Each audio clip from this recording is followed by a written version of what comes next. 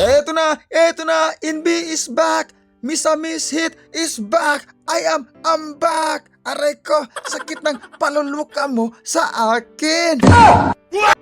Eto na, dumadako na tayo sa arangkada ng ating Miss Hit! Kamay-kamay dyan sa fans ng Miss Hit!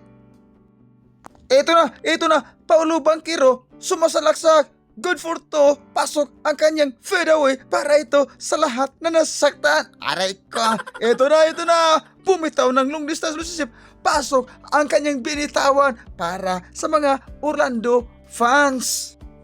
At big shout out naman sa ating idol na si LeBron James dahil siya ang nagdala ng 2 kampeonato sa Miss Hit.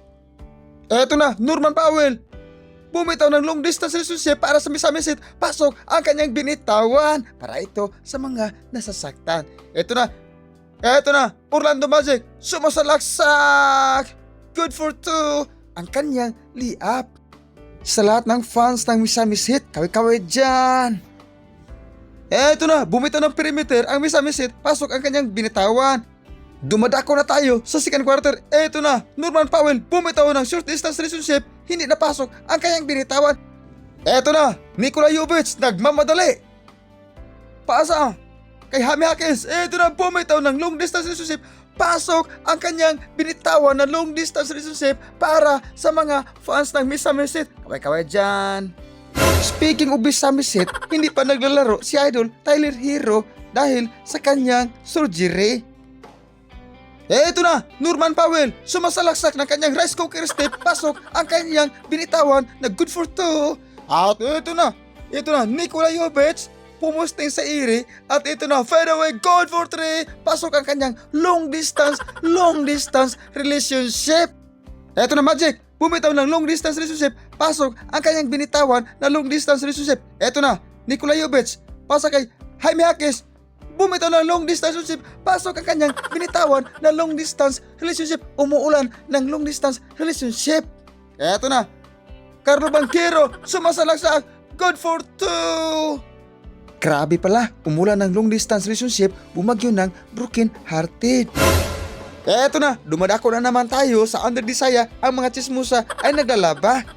Miss Hit, eto na, bumitaw ng floater, good for two.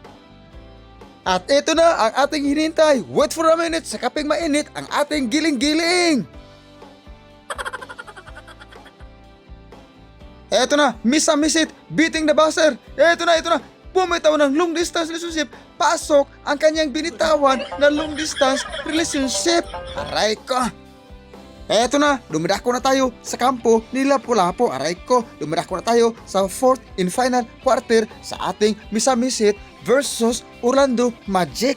Ito na, ang dakdak na lumilipad kaling sa mainit na ubin. Ito na, Orlando Magic, dumidiskarte sa ire. Ito na, pasa.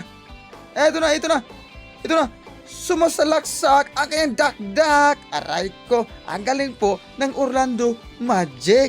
Ito na, tingnan natin. Bumitaw na naman ng long distance relationship, hindi napasok ang kanyang binitawan na LDR.